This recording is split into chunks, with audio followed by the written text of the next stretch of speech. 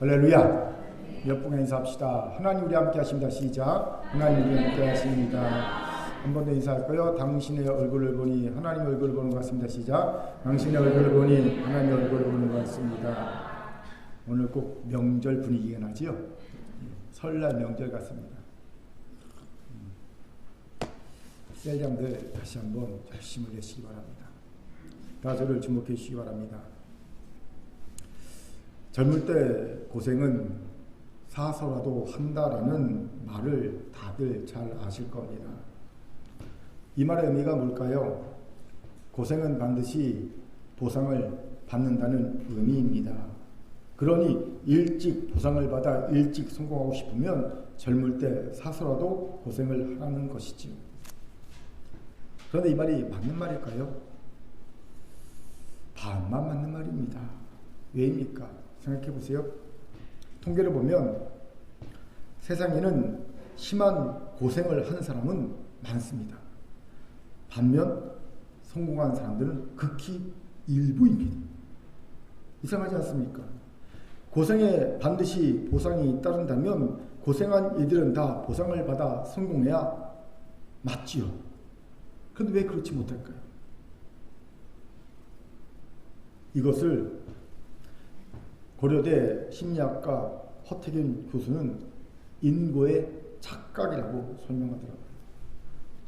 즉 성공에 고생이 필요한 것은 맞습니다. 성공하려면 고생해야 합니다. 하지만 고생한다고 다 성공한다는 것은 아니라는 겁니다. 고생하면 무조건 성공합니까? 아닌 거예요. 그렇게 허 교수는 성공을 이루는 사람들의 경우를 보면 그들이 고생했다는 그 사실 자체가 아니라 고생의 내용이 실질적으로 성공에 도움이 되었음을 알게 되다는 겁니다. 예를 들어 제가 이중직 목사로 돈을 버느라 오랫동안 고생했지요. 그런데 제가 고생했으니 목회가 성공했을까요? 그건 모르는 일이지요. 왜요? 내가 돈을 버는 일이 실질적으로 목회에 도움이 됐는가 안 됐는가를 따져봐야 하는 일이기 때문입니다. 그런데 우리는 이런 따짐도 없이 인고의 착각에 빠져 삽니다. 고생 끝에 낙이 올 거라는 막연한 기대를 하면서 살지요. 여기서 질문이 생깁니다. 왜 우리는 인고의 착각에 빠져 살까요? 허 교수는 두 가지 이유를 듭니다. 먼저는 불안을 다스리는 착각적 통제감 때문이다 라고 말합니다. 사람들은요, 통제되지 않는 상황이 닥치면 불안합니다. 내가 어찌할 수 없는 상황이 닥치면 불안하지요. 그래서 할 수 있는 대로 그 상황을 통제하려고 합니다. 그런데 살아보니 여러분, 통제되던가요? 안 되지요. 되는 것보다 안 되는 것이 훨씬 더 많습니다. 그래서 인간은요, 실제로 통제하는 것보다 통제감 자체를 가지는 것을 중요시하게 되었습니다. 통제감 자체를 가지는 것. 그래서 사람들이 미신과 징크스에 집착하는 거예요. 나무나 돌에다 빈다고 통제되지 않던 문제가 해결되지 않습니다. 또 시험 치는 날에 미역국을 안 먹는다고 시험을 잘 치지 않습니다. 그러면서 사람들은 미신과 징크스에 집착합니다. 여러분, 수능 날에 우리 전국에서 미역국 먹는 집은 한 명도 없었을 겁니다. 모든 믿는 자든 믿지 않는 자든 징크스에 집착하는 거예요. 시험 보는 날, 내 아들, 딸이 수능 보는 날 절대 미역국 안 끓여줍니다. 그런 부모가 있다면요, 미친 부모라고 그러지요. 안 믿는데 기독교인인데도 불구하고 징크스에 집착하는 거예요. 왜 그럴까요? 통제하고 있다는 착각만으로 우리의 마음이 편해지기 때문입니다. 이것을 착각적 통제감이라고 합니다. 인고의 착각도 마찬가지지요. 미래가 불안한 이들, 미래를 스스로 통제하지 못한 이들은 인고의 착각을 통해 착각적 통제감을 가지는 겁니다. 아, 고생했으니 성공할 거야. 이런 착각적 통제감을 가지면서 안심해하는 거죠. 두 번째는 비현실적 낙관주의 때문입니다. 사람들은 미래를 실제보다 긍정적으로 예측하는 자기 고향적 성향을 가지고 삽니다. 쉽게 말해 나는 무조건 잘 될 거야 라는 생각을 하는 거지. 우리 청년 중에도 이런 청년이 있어요. 저는 무조건 잘 돼요. 그런데 이 비현실적 낙관주의가 인간이 가지고 있는 본능적 성향 중에서 가장 강력한 것이라고 하더라고요. 이 비현실적 낙관주의와 착각적 통제감이 만나 우리에게 인고의 착각을 불러일으킨다고 허경수는 얘기합니다. 그리고 그 결과 우리는 하지 않아도 될 고생을 사서 하는 어리석은 인생이 되고 마는 겁니다. 이것이 중요합니다. 여러분, 굳이 내가 고생을 사서 할 필요는 없어요. 우리는 인생 자체를 사는 것, 그게 고생입니다. 그냥 살아가는 것 자체가 우리에겐 고생입니다. 그런데 굳이 왜 거기다가 하지 않아도 될 고생을 스스로 토합니까? 누구 이렇게 말하더라고요. 야생에서 거친 비바람을 맞고 뜨거운 햇빛을 고스란히 받으며 자란 꽃이 더 아름답고 그 열매가 더 달더라고요. 말도 안 되는 소리입니다. 하우스 재배꽃도 이쁩니다. 그리고 여러분, 진짜 크고 달고 상품성이 큰 열매는요, 하우스에서 최신식 농경법으로 수경 재배로 키운 열매들입니다. 자연적으로 큰 것은요, 작고 벌레 먹고 상품성이 떨어집니다. 그렇게 굳이 사서 고생할 필요가 없어요. 또 하나님도 우리가 이유 없이 사서 고생하는 것을 원치 않으십니다. 예레미야가 3장 33절 같이 읽겠습니다. 시작. 주께서 인생으로 고생하게 하시며 근심하게 하심은 본심이 아니시로다. 아멘. 이것이 하나님의 본심이십니다. 하나님은 우리의 성장과 성숙을 위해 꼭 필요한 고생을 허락하십니다. 이 꼭 필요한 고생을 우리는 고난이라고 합니다. 하나님은 우리를 고난 학교에 입학시켜서 졸업학점을 꽉 채우고 졸업하게 하십니다. 이건 피할 수 없습니다. 우리가 인간으로 살아가는 동안, 인생을 사는 동안 이 고난 학교는 피할 수가 없습니다. 피하는 방법은 빨리 학점을 이수하고 졸업하면 됩니다. 하지만 문제는 고난이 아니라 고생이에요. 이건 정말 쓰잘머리 하나 없는 개고생일 뿐입니다. 이건 하나님도 절대 원하지 않으십니다. 그런데 문제는 인고의 착각에 빠진 이들이 이런 개고생을 자초한다는 겁니다. 정작 필요한 고난학교 졸업에 필요한 학점은 이수하지 않은 채 말이죠. 이러니 그 삶이 행복하고 성장과 성숙이 있을 리가 없지요. 그렇게 살아가는 금괴성들, 이제 인고의 착각에서 벗어납시다. 쓰잘머리 하나 없는 개고생을 그만해야 합니다. 오늘 이 지혜가 있기를 주의 이름으로 축원합니다. 아멘. 자, 몇 분간 인사합시다. 인고의 착각에서 벗어납시다. 시작. 인고의 착각에서 벗어납시다. 아멘. 이런 우리에게 오늘 본문이 귀한 통찰을 주죠. 왜입니까? 오늘 본문에서도 인고의 착각에서 벗어날 것을 명령하고 계신 예수님의 말씀을 볼 수 있기 때문이죠. 우리 같이 본문 34절을 힘있게 읽겠습니다. 시작. 그러므로 내일을 위하여 염려하지 말라. 내일 일은 내일이 염려할 것이요 한날의 괴로움은 그날로 족하니라. 아멘. 예수님께서 세상에 먹고 사는 문제로 염려하지 말 것을 길게 권면하셨습니다. 24절부터 이어지는 권면이지요. 그 권면 끝에 결론적으로 하신 말씀이 뭡니까? 내일 일로 염려하지 말라는 겁니다. 왜 이런 말씀하십니까? 한날의 괴로움으로 우리는 충분히 고생하고 있기 때문입니다. 여기서 한날의 괴로움은요, 인생에게 피할 수 없는 고난을 말합니다. 인생으로 살아가면서 어쩔 수 없이 피할 수 없는 고난, 누구나 당하는 고난, 한날의 괴로움입니다. 우리는 이 고난 하나만으로 충분히 힘듭니다. 여기서 족하다로 번역된 헬라어의 어원을 살펴보면요, 확실한 힘을 소유하다는 뜻을 갖고 있어요. 무슨 말입니까? 우리를 고통스럽게 할 만큼 확실한 힘을 소유한 고난이라는 겁니다. 그러니 충분한 괴로움입니다. 질문 생기죠. 왜 예수님께서 이런 말씀을 결론적으로 하셨습니까? 너희는 지금도 충분히 괴로움을 당하고 있어. 충분히 고난당하고 있어. 그러니 더 많은 고난은 필요치 않아. 더 많은 고난은 절대 너희들의 행복과 성장과 성숙에 필요치 않아. 만약 너희들이 더 많은 고난이 필요해 라고 생각하는 것은 그게 뭐라고요? 인고 착각이야. 인고 착각에서 벗어나. 너희들의 행복을 위해, 성자가 성숙을 위해 더 이상의 고난은 필요하지 않아. 고생이 필요하지 않아. 그건 다 그냥 고생일 뿐이야. 그것도 개고생일 뿐이야. 이 말씀하시는 거예요. 여러분, 그래요. 사서 고생한다고 보상받고 성공하거나 행복해지지 않는 겁니다.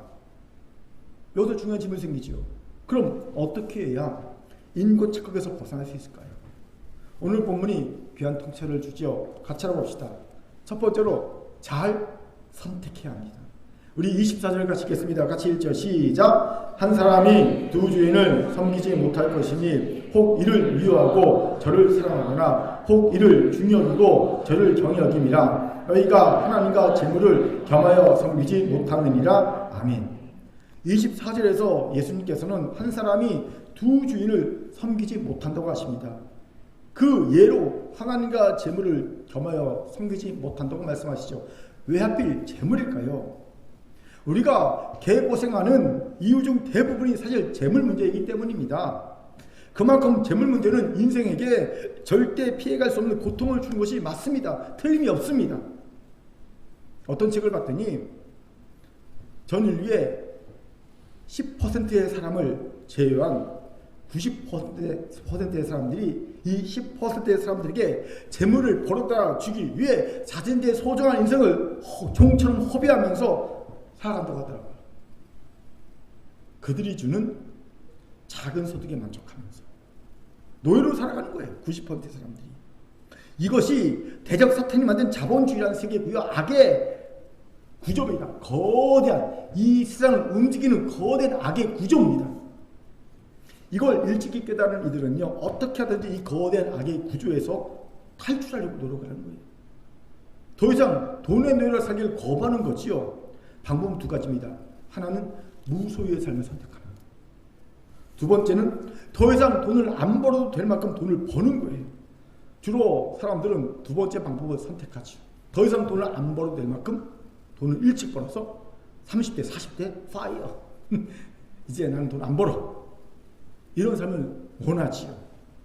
여러분, 두 번째 방법을 택하려면요, 우리나라 경우 2021년 12월 말 경우 총자산이 약 100억 정도 이상, 그리고 금융자산이 약 10억 이상이 돼야 한다고 합니다. 그러면 이 거대한 악의 구조에서 탈출해서 이제는 돈을 안 벌고 평생 자유롭게 살 수 있다는 거예요. 그렇게 되길 바랍니다. 꼭. 그리고 저랑 친하게 지냅시다.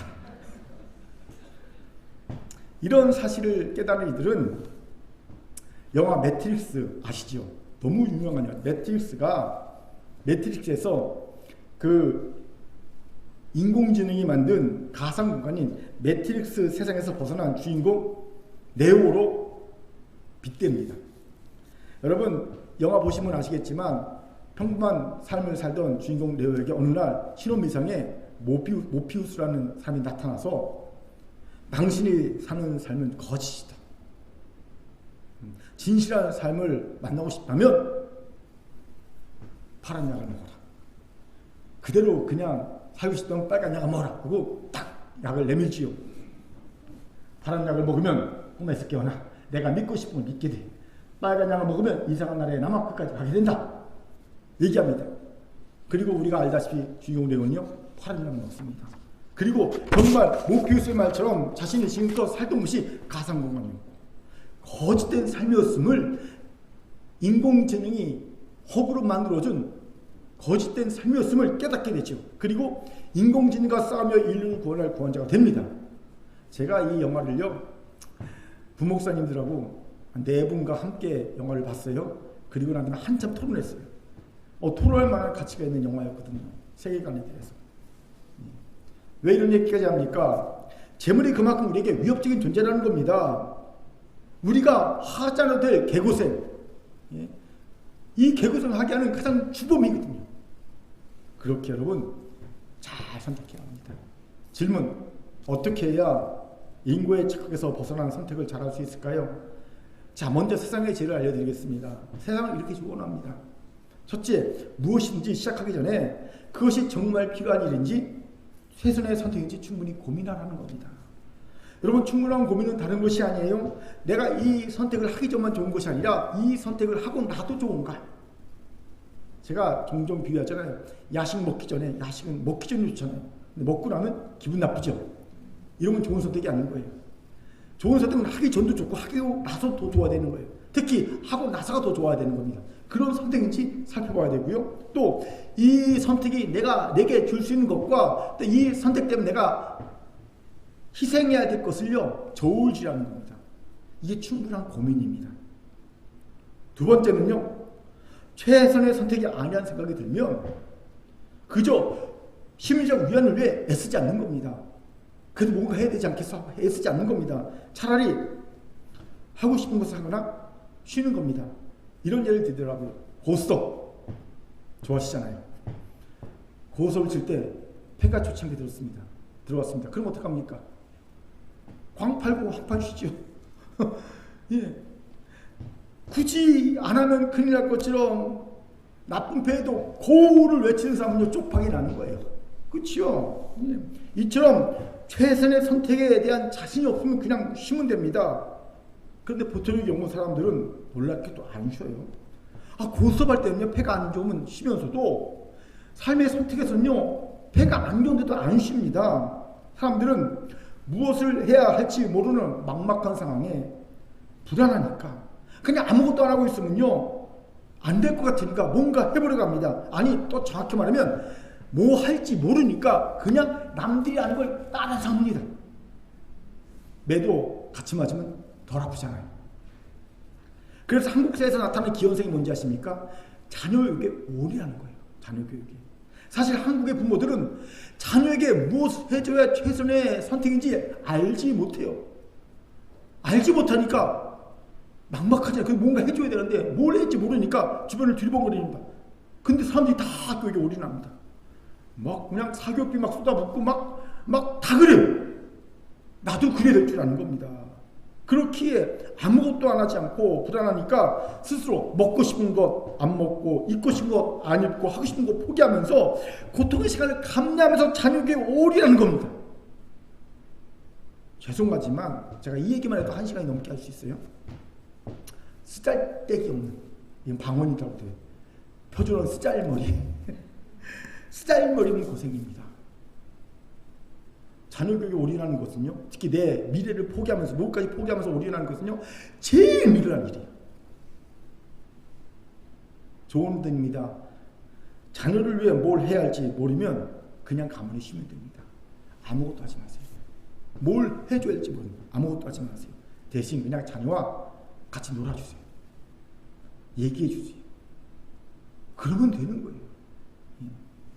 행복한 시간을 같이 공유하면 되는 겁니다. 셋째, 이러다 보면요 내가 원하는 패가 들어올 때가 있어요. 매번 쉴 수는 없잖아요. 쉬다 보면 우와! 5강 들어왔어. 쌍피가 2-3개 들어왔어. 뭐 이럴 때가 있잖아요. 전문 용어입니까? 들어올 때가 있잖아요. 그때는요 내가 원하는 것을 성취할 가능성이 높거나 혹은 어떤 이유에서인지 집중할 가치가 있는 일이 생겼을 때거든요. 그때는 그것에 최선을 다하는 겁니다. 이것이 세상이 전하는 지혜입니다.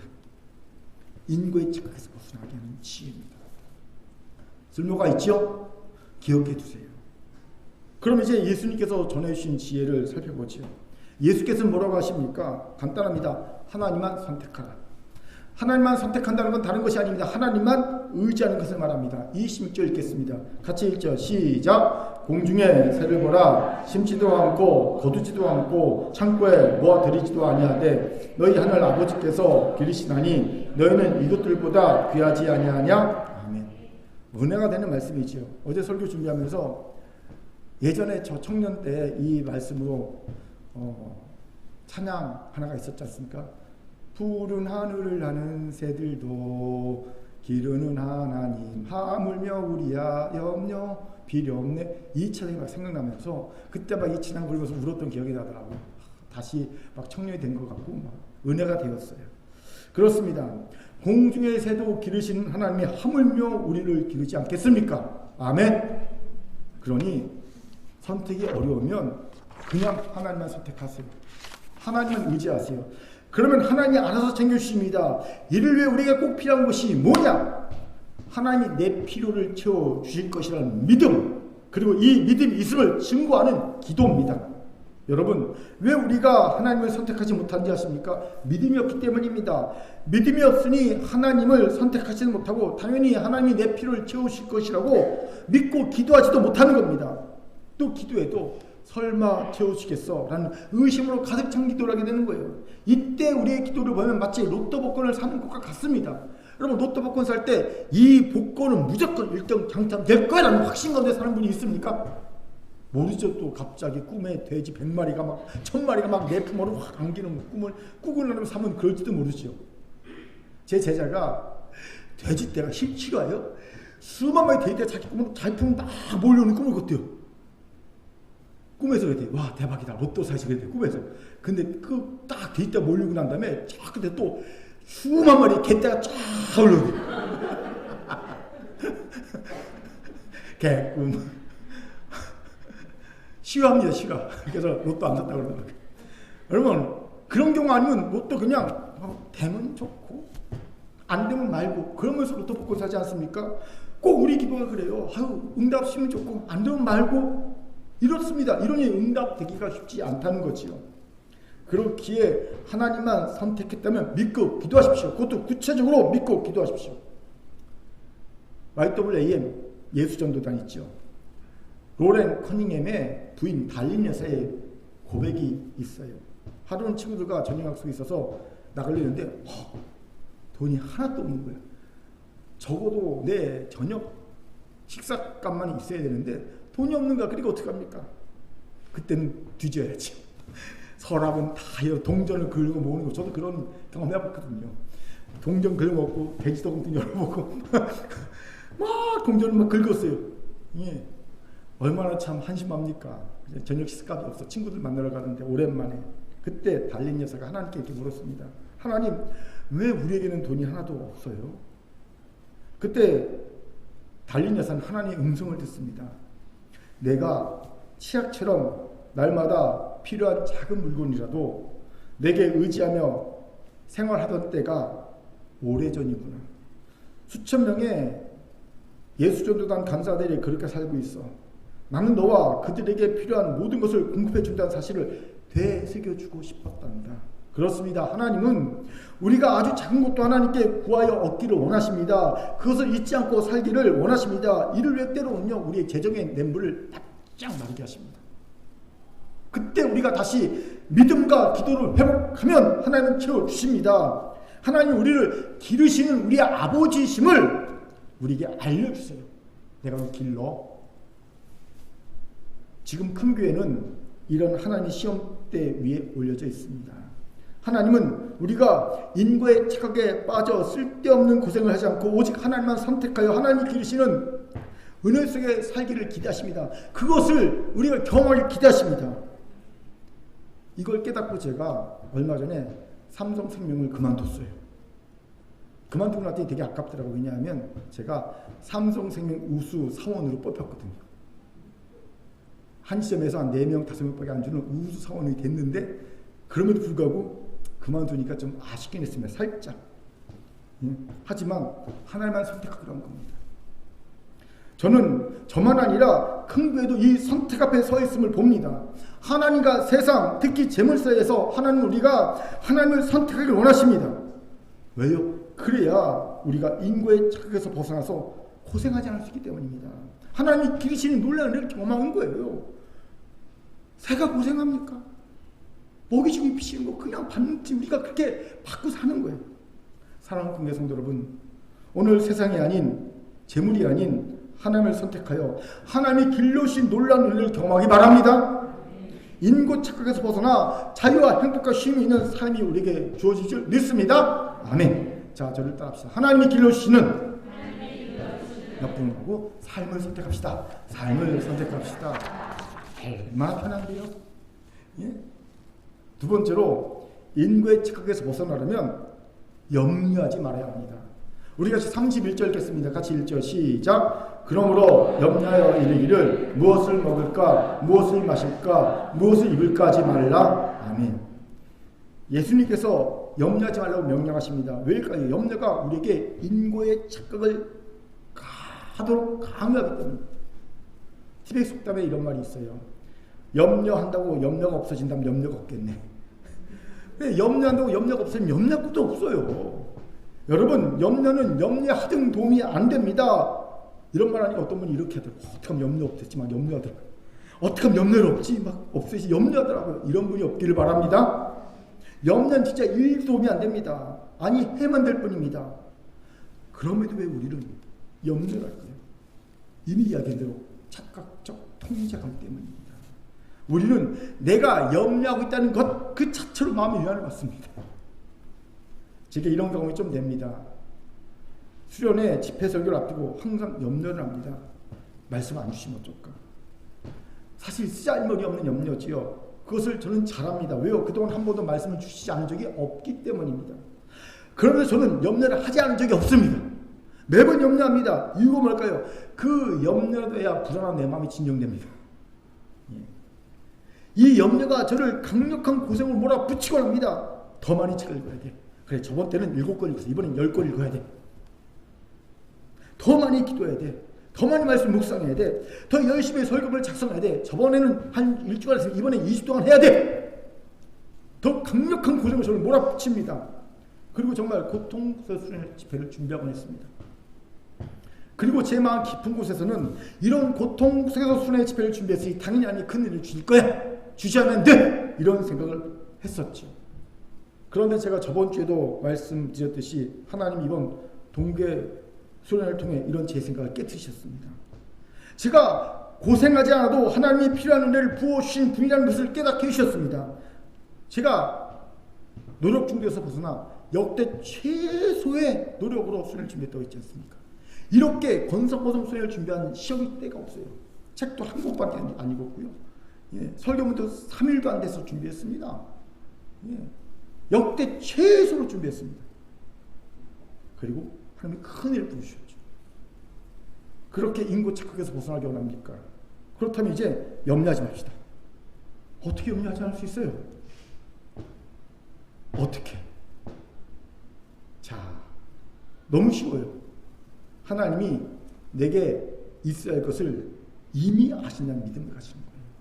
우리 32절 읽겠습니다. 32절 같이 읽죠? 시작! 이는 나 이방인들이 구하는 것이라 너희 하늘 아버지께서 이 모든 것이 너희에게 있어야 할 줄 아시느니라. 아멘. 여기서 먼저 주목할 것이 아시느니라를 번역된 헬라어입니다. 흥미롭게도 완료형이에요. 헬라어 완료형 시제는요, 계속되는 결과를 가져오는 과거의 행동입니다. 계속되는 결과를 가져오는 과거의 행동. 이 시제를 쓴 이유가 뭔지 아세요? 하나님이 우리의 필요를 과거부터 하셨고 지금도 계속 알고 계시다는 거예요. 이상하지 않습니까? 우리의 필요는요, 매 순간 바뀝니다. 과거의 필요가 오늘의 필요는 아니죠. 제 20대 필요가 50이 넘은 지금, 50대 중반이 넘은 지금 제 필요와 똑같겠습니까? 아니지요. 그런데 어떻게 과거에 우리의 필요를 아셨다고 현재도 우리의 필요를 아신다는 말이 성립되겠냐는 거지요. 왜 그럴까요? 어떻게 과거에 우리의 필요를 아셨다고 오늘의 우리의 필요를 아시는 것이 될까요? 간단합니다. 하나님의 아심은 매일 매순간 업데이트 되기 때문입니다. 이것이 놀랍습니다. 우리의 알면 사실 업데이트가 되게 느리지요. 제가 저를 자책할 때가 이때예요. 성도들은 이미 오랫동안 고통당하고 있는데 어려움을 겪고 있는데 제가 너무 늦게 할 때 그럼요, 제가 저를 자책합니다. 너 뭐 하는 거냐, 목사? 성도가 몇이나 된다고 그 어려움을 지금 해야 알아? 막 제가 저를 자책합니다. 여러분, 그렇게 좋은 일은 늦게 알려줘도 상관없습니다. 예, 괜찮아요. 그런데 어려운 일, 나쁜 일은요, 즉각 알려줘야 됩니다. 그래야 기도하지요. 빨리 문제를 해결하지요. 꼭 그럴 수 있기 바랍니다. 그런데 이런 느린 업데이트는 놀랍게도 가장 가까운 부부 사이나 부모 자녀 사이에서 흔히 일어납니다. 남편의 필요는요, 업데이트는 게 이미 오래예요. 그런데 아내는 예전에 남편의 필요를 갖고 있어요. 옛 버전으로. 또 거꾸로, 예, 아내의 필요는 이미 오래전에 업데이트되어 있어요. 그런데 남편은 옛날에 아내의 필요 버전만 갖고 있어요. 그러니까 안 맞는 거예요. 업데이트가 너무 느려요. 가장 가깝던 남편과 아내 사이에도. 이거 부모와 자녀에서 마찬가지입니다. 왜 이렇게 되는지 아십니까? 인간은 기본적으로 이기적이기 때문입니다. 그래서 이기적인 본성을 사랑하고 지압하고 신앙 인격을 성숙시키지 못하면 우리는 여전히 아무리 가까운 사이에도 서로를 아는 것에 미숙해집니다. 어려움을 겪게 되는 거예요. 이런 우리가 달리 하나님은요, 우리의 필요를 아십니다. 계속 우리의 필요를 업데이트해 가시기 때문에 우리의 머리통까지 되신 분 아닙니까? 어제 우리의 필요와 다른 오늘의 필요를 아십니다. 예.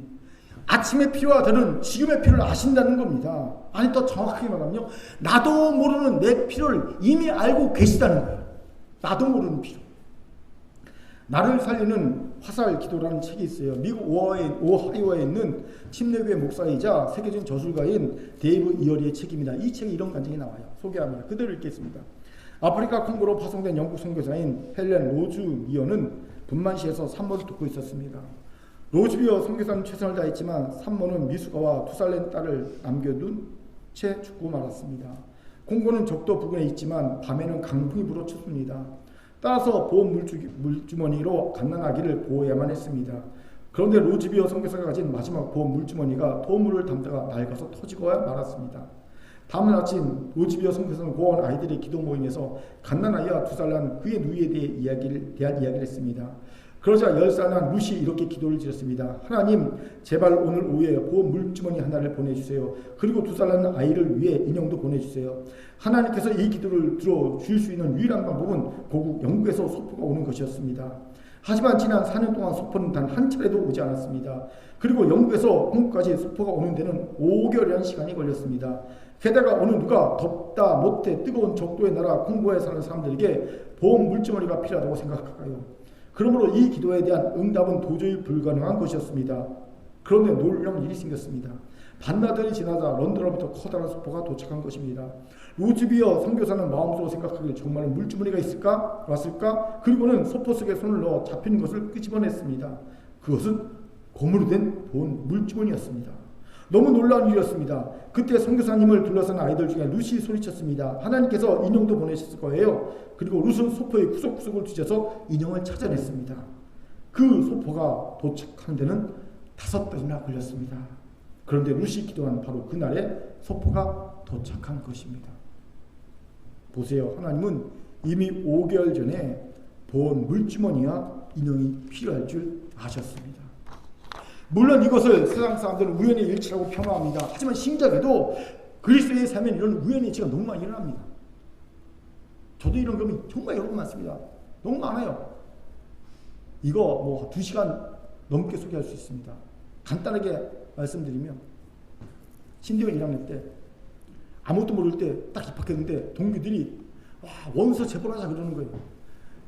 나는 책 이름도 모르고 내용도 모르고 제본하자고 하니까 돈도 없는데 7권이 했어요. 원서를. 그리고 그냥 서재에 꽂아놨어요. 제목도 안 읽어봤어요. 꽂아놨어요. 잊고 지냈죠. 그리고 7년 정도 지났습니다.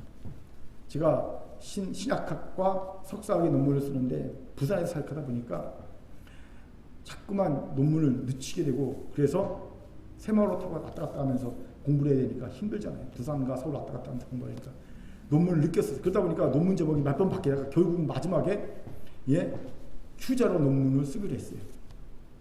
그런데 Q자료라는 제목으로 주제로 논문을 쓰려는데 막막한 거예요. 왜? 갑자기 교수가 바뀌고 논문 제목이 바뀌었는데 자료가 없는 거예요. 자료 수집이 논문 쓰는 것에 거의 뭐 반 이상이잖아요. 그렇죠? 언제 자료를 수집하냐? 어디서 수집하냐? 막막해서 서재에서 이렇게 기도하고 이렇게 보는데 갑자기 서재 저 끝에서 뭐가 보여요.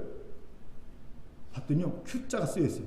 뭐지 했더니 7년 전에 아무것도 모르고 원서 책 복사하자. 그리고 제본하자 해서 제본해놓은 7권 책이 거기 있는 거예요. 근데 내가 쓰고자 하는 그 제목, 주제랑 똑같은 것들이 한국에 번역되지 않은 책이 7권이 쭉 있는 거예요.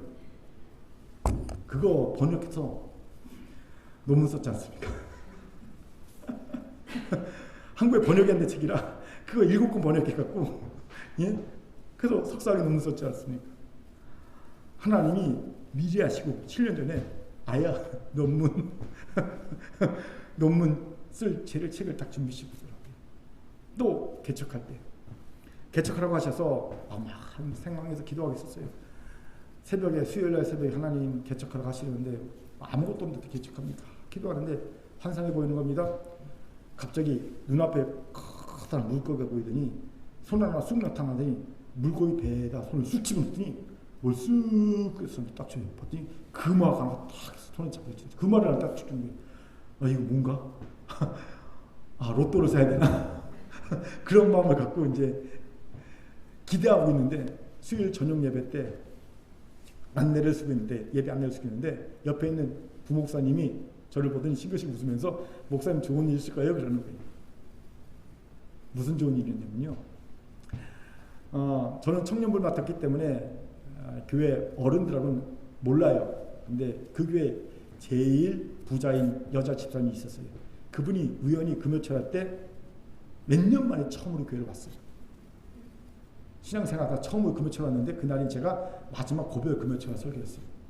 내가 이제 그만둡니다. 개척합니다. 그러니까 그분이 딱 그 얘기를 듣고 갑자기 마음이 감동이면서 뭔가 도와드리고 싶다 막 마음이 드는 거예요. 근데 뭘 도와드릴까 하다 보니 갑자기 번뜩 생각나는 게 있어요. 부자인데 옛날 은행 다니는 친구가 야 뭐 좀 하나 들어줘 해갖고 청약통장인가 적금통장을 들어준 게 있어요. 오래전에 10몇 년 전에. 그리고 까맣게 잊고 있던 거예요. 있는지는 몰랐던 거예요. 근데 갑자기 번뜩 생각나는 거예요. 그래서 막 찾아봤어요. 뒤졌어 장로. 그랬더니 그게 탁 나온 거예요. 전화 걸어봤어. 이거 어떻게 됐냐. 살아있는 거야. 그것도 이자가 많이 붙었어. 그거 갖고 왔잖아요. 큰 교회 개척 첫 헌금입니다. 하나님이 개척하기 10몇 년 전에 벌써 첫 헌금을 준비시켜 놓으셨던 거예요. 이외에도 때를 따라 알아서 채우신 하나님이 놀라운 역사를 경험한 적이 한두 번이 아닙니다. 그렇게 이 사실을 믿으십시오. 그리고 염려하지 마세요. 하나님이 우리 대신 염려하십니다. 미리 알아서 챙겨주시는데 우리가 왜 염려합니까? 질문. 왜 하나님 우리에게 이런 사랑과 관심을 미리 하심의 은혜를 베푸실까요? 이유가 뭐겠습니까? 간단합니다. 우리는 하나님의 자녀이기 때문입니다. 제가 사실 여러 가지 신경 쓰는 게 많습니다. 그래서 사실 누가 나를 챙겨줘야 되지 내가 누굴 챙겨주는 게 참 어려워요. 사실 그래요.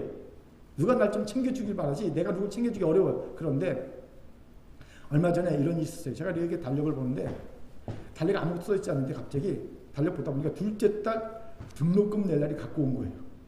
그래서 윤서한테 그랬어요. 윤서야 곧 등록금 낼 날이 갖고 왔는데 실수하지 않도록 미리미리 챙겨서 잘해? 라고 얘기했어요. 아니가 다를까 자기도 모르겠었더라고요. 등록금 낼 날인지 모르고 있는 거예요. 까맣게 잊고 있는 거예요. 윤서가. 여러분 제가 나 챙기도 바쁜 사람이 그걸 왜 합니까? 이유는 간단합니다. 자녀니까. 관심이 가는 거예요. 자녀니까.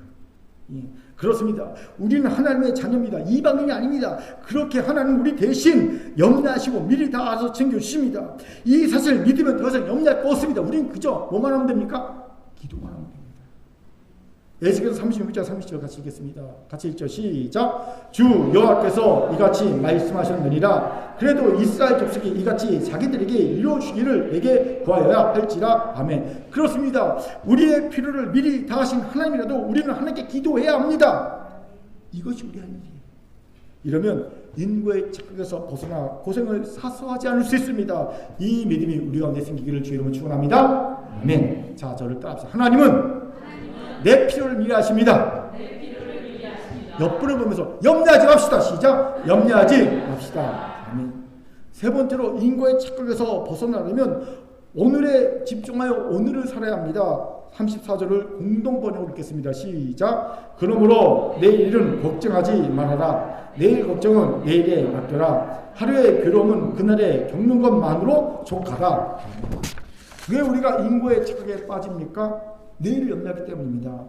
내일에는 오늘보다 더 행복하고 행복하게 살고 싶은 강렬한 욕망이 사람마다 있어요. 그러게 사람들은 흔히 행복한 내일을 위해서라면 오늘의 즐거움, 행복 포기해도 돼!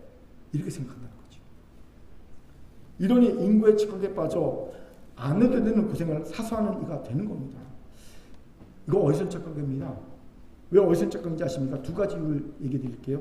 첫째는 우리의 미래는 블록 쌓기와 같기 때문입니다. 사진 하나 볼까요? 이 블록은요 딱 봐도 작은 충격만 줘도 금방 무너질 것 같죠? 왜요? 기초가 너무 후하잖아요. 여기서 블록의 기초가 바로 오늘의 행복과 즐거움입니다. 오늘의 행복과 즐거움이란 이 블록 기초를 놓고 우리는 하나 둘씩 블록을 쌓아가는 거예요. 오늘의 행복과 즐거움, 그 오늘의 행복과 즐거움, 오늘의 행복과 즐거움 계속 쌓아가는 거. 그러다 보면 나중에 뭐가 됩니까? 행복한 미래, 즐거움, 행복한 미래라는 아름답고 견고한 블록이 완성되는 거거든요. 행복한 미래는요, 즐거움은요, 오늘의 행복과 즐거움이란 블록을 하나하나 견고하게 쌓아지면서 완성되는 거예요.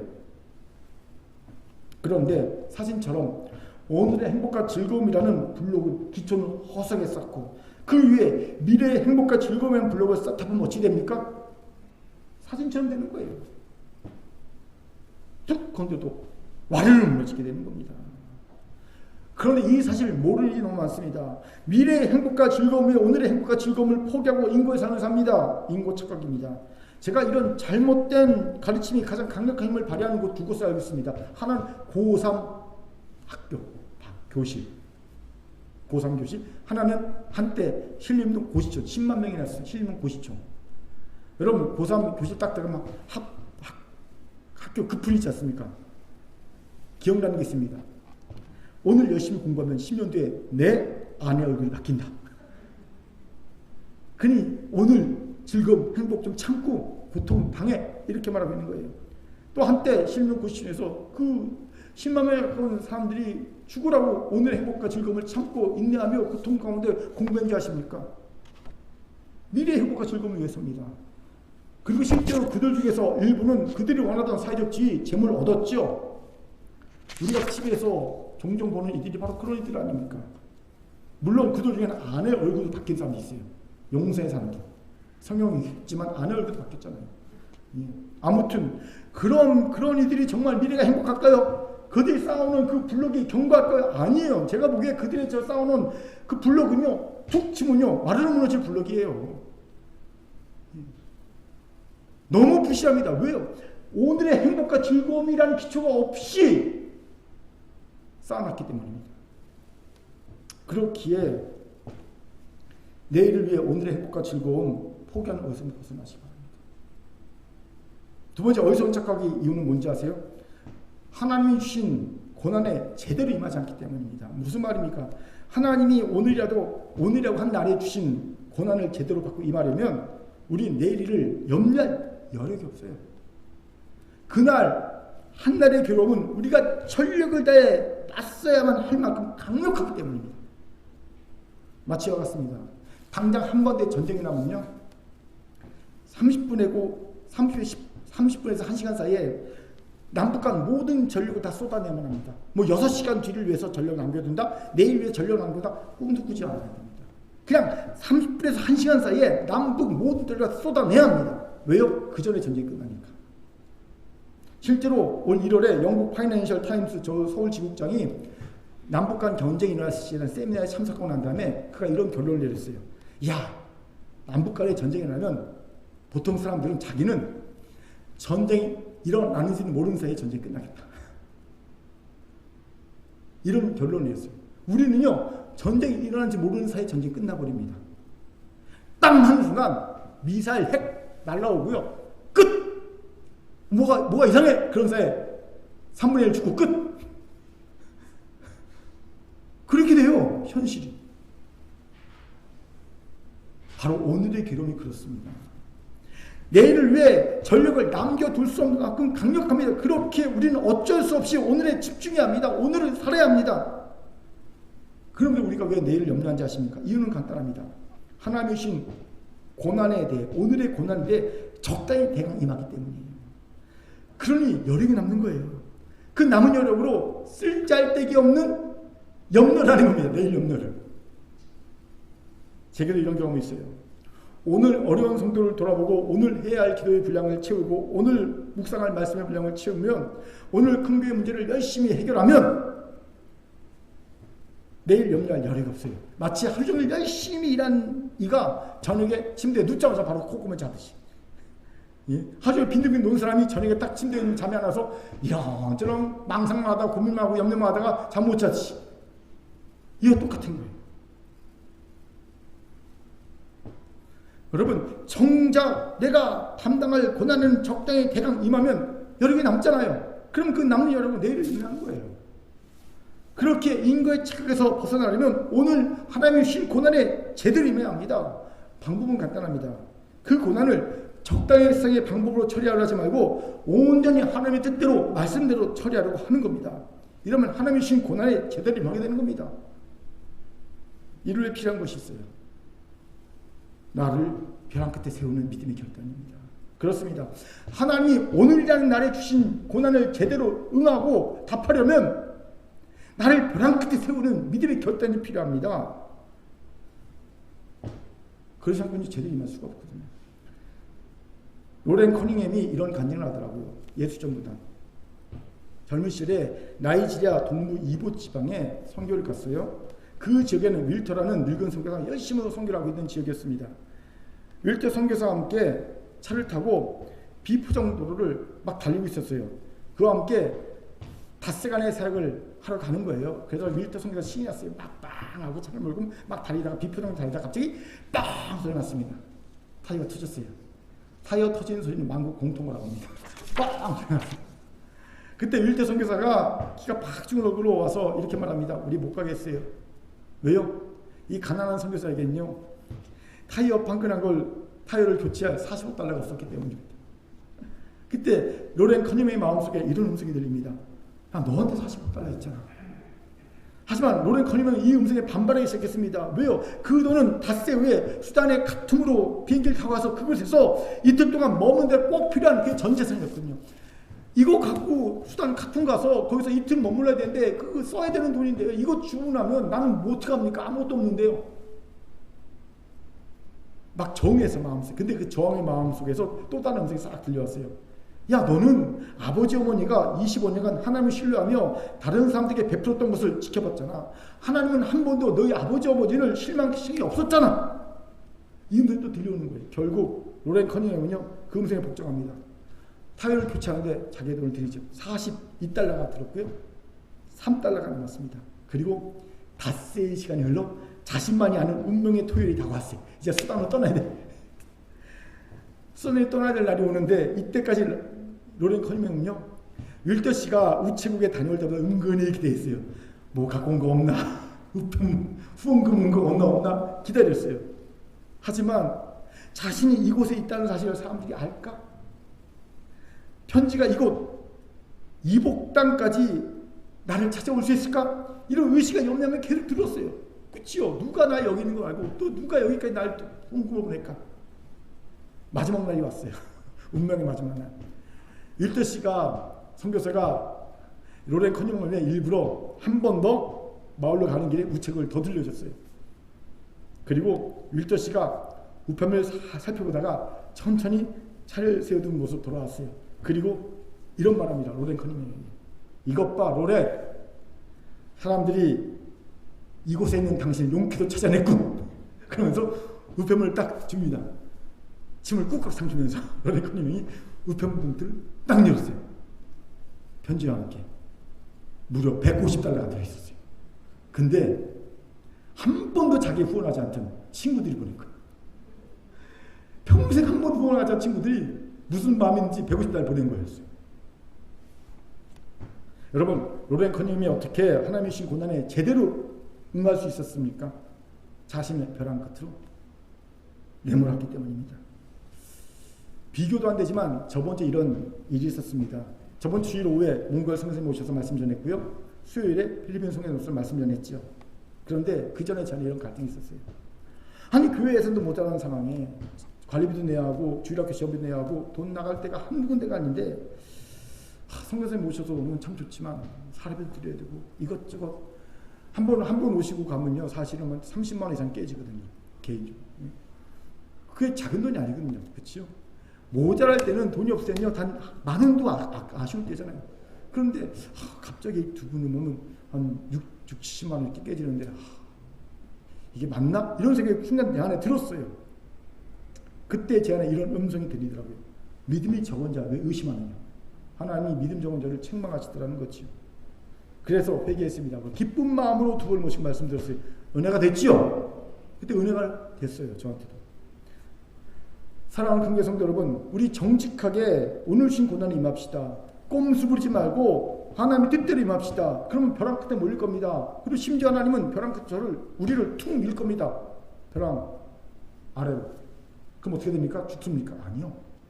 그때 비로소 우리는 내게도 날개가 있으면 할 겁니다. 날개가 있네? 나네? 날아오르게 될 줄 믿습니다. 그리고 우린 더 이상 염려함으로, 내일을 염려함으로 인고의 착각에 빠져서 오늘의 행복과 즐거움을 놓친 어리석은 자가 되지 않을 수 있습니다. 이 은혜가 오늘 우리에게 있길 바랍니다. 아멘. 자, 저를 따라합시다. 오늘에 집중하고 옆분을 보면서 오늘을 삽시다. 이제 말씀 마치지요.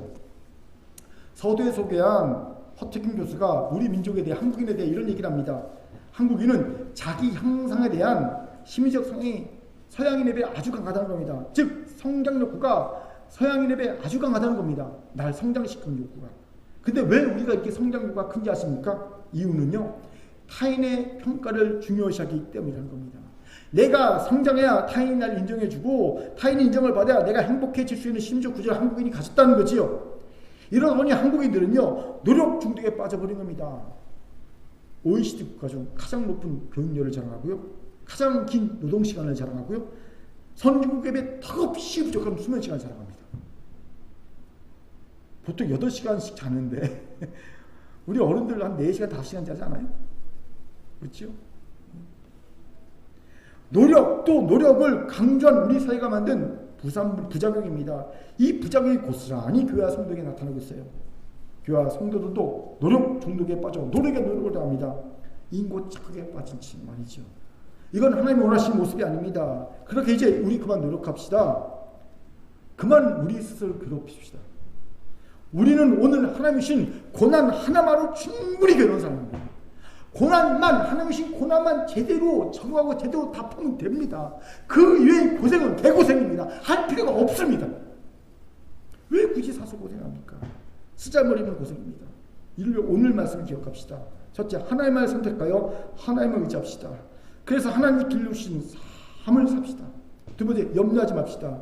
하나님 우리에게 있어야 할 것을 미리 하시는 분이십니다. 우리는 하나님의 자녀이기 때문입니다. 세 번째, 오늘에 집중하여 오늘을 삽시다. 미래의 행복과 즐거움을 위해 오늘의 행복과 즐거움을 포기하지 맙시다. 오늘 하나님이 주신 이 고난에 정직하게 대응합시다. 분명 인고 착각에서 벗어나 진정한 자유, 기쁨, 행복, 이것을 누리는 삶이 우리에게 있을 줄 믿습니다. 하나님의 말씀이었습니다. 아멘. 기도하겠습니다. 사랑과 자비하는 참 감사합니다. 하나님, 우리가 어리석게도 인고 착각에 빠져서 하나님신 자유, 기쁨, 행복, 성숙을 놓친 채 하나님 고난인 고생을 하고 삶을 봅니다. 하나님, 이제 우리가 어리석 착각에 벗어나서 하나님 주신 자유, 행복, 기쁨 누리게 도와 주옵소서. 감사드리며 예수님 이름으로 기도합니다. 아멘.